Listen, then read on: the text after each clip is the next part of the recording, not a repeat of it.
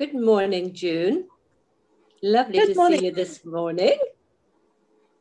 It's lovely to see you too. You are my amazing 91-year-old friend. So thank you for agreeing. It's a great privilege to interview you this morning. And thank you so much for agreeing to be interviewed for our series, Biblical Treasures, our Women Together series. But before we get into asking you about the character you have chosen, I'd just like to ask you about the time you spent abroad as a missionary. How long was that with your dear husband, Reverend Dennis Lane? How long were you on the mission field abroad? 32 years. 32 years, such a long time. Did you have a favorite location? Well, I suppose Singapore was the easiest place to live because it was a very modern city and a very beautiful city. Up country in Malaysia was definitely harder because of the timing. Yes. But it was interesting too. Yes. And where do you think, on reflection, did you have the most impact, do you think? Singapore. So thank you for that. So those who are watching now will know a little bit about you, a very small bit about you. But for this series, we want to know which character you have chosen from the Bible who has influenced you over the many years of missionary work, inspired you perhaps. So perhaps you could tell us about that, June? Yes, sure. Well, I would say that when I was preparing this, I realized that my answer to your questions is a result of COVID, because although I have been reading the scriptures since I was 14, this last year has challenged me afresh. We can go to church, and I felt very challenged to feel that I was coming up to the end of my life, however long or shorter that is. And I felt I wasn't being fed sufficiently. So the person who I have nominated is Paul.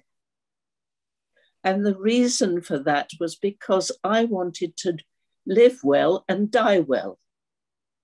And this man, you could follow him through his life from a young man to almost the end. And he challenged me immensely. And I'll give you the reasons as quickly as I can. He was passionate. A lot of people don't like Paul. They think his letters are good, but they don't like him because he comes across as arrogant. Women especially don't like him, but they think he's a woman hater. But I found him a great man to follow. He was passionate. Oh, excuse me, I'm going to sneeze. He was passionate. It didn't matter what he believed in. He did it with all his heart and soul. And so when he was against Jesus, he did it properly. He captured people. He tortured them. He did everything he could to exterminate these Christians. But once he'd been confronted and converted, then all that enthusiasm, power, strength, might, all went into him following Jesus with everything he had. And I like that enthusiasm. I like that passion. Lukewarm Christians are very unattractive, because if we don't really believe with all our hearts, then we don't show it. And we make no impact. So far as I was concerned, this man made a huge impact, not only on everybody else's life worldwide, but on my own. So that was passionate was the first thing. He gave everything that he had into serving Jesus.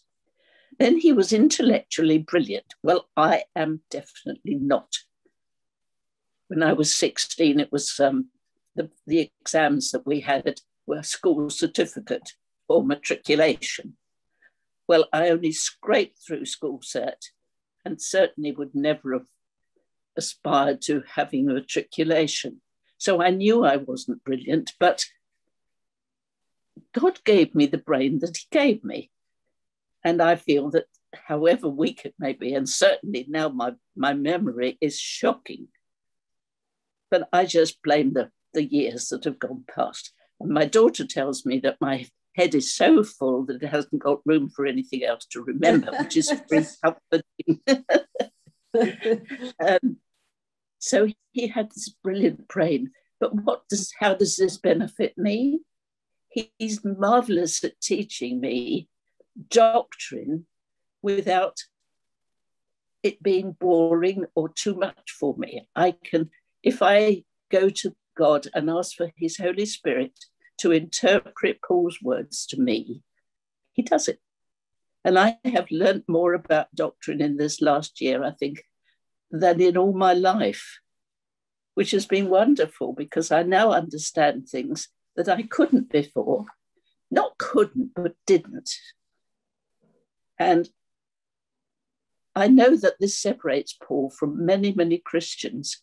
But if we hadn't been given the Spirit of God to understand, it wouldn't matter, but we have.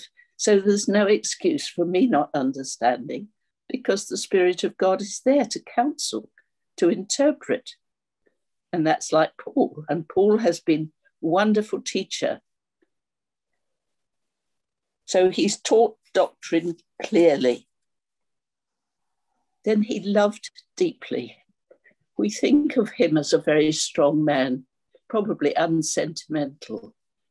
But when you read his letters, always go to the end and note what he says about the Christians he's writing to.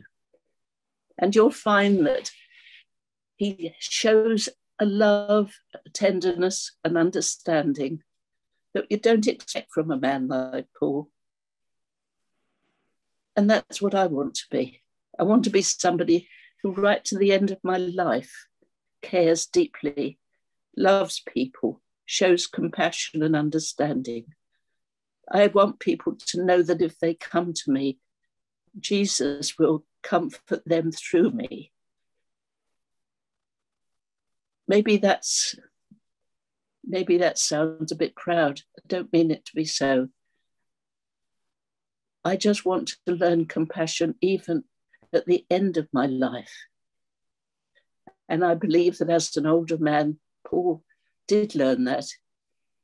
I think he probably spent some of his time thinking about these Christians. And as he prayed for them, he realized with his imagination what they had been through and were going through, and consequently expressed his care and love in his letters.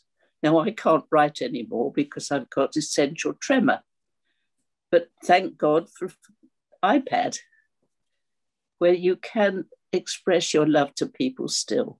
So here's a man of tenderness, understanding, and love. And lastly, and this is something throughout my ministry that I have always wanted, to see the potential in people, whatever age they are, see the potential and be an encourager.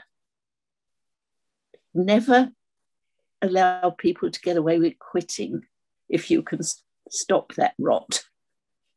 Always encourage people to go on to the end. They may say, I'm too tired, I'm too old, I can't remember, I can't concentrate. Well, what you have got left, use it. So these are my the four attitudes and attributes of Paul. He was passionate, he was intellectually brilliant, therefore he is able to teach any of us doctrine. He loved deeply, And he was an encourager because he saw the potential in everybody. And everybody's got potential until their last moment on earth. There's always time. Well, if there isn't time, it's because we haven't used it properly while we were getting older. So let's take from Paul this lovely, lovely character and realize afresh that God is still working in us. He's not given up. He never gives up until our last breath. And then he simply takes us through the gate and enhances our growth in heaven. So we don't really die. We just pass through from life to death, but to a new life. And this is what Paul has given me in this year of lockdown. And I commend him to you with all my heart. Oh, thank you, June. Thank you so much, June. That is so, well, you always inspire me and teach me, but it has also given me insights into Paul that I hadn't really considered before. So thank you so, so much. Thank you. You're very welcome. Thank you.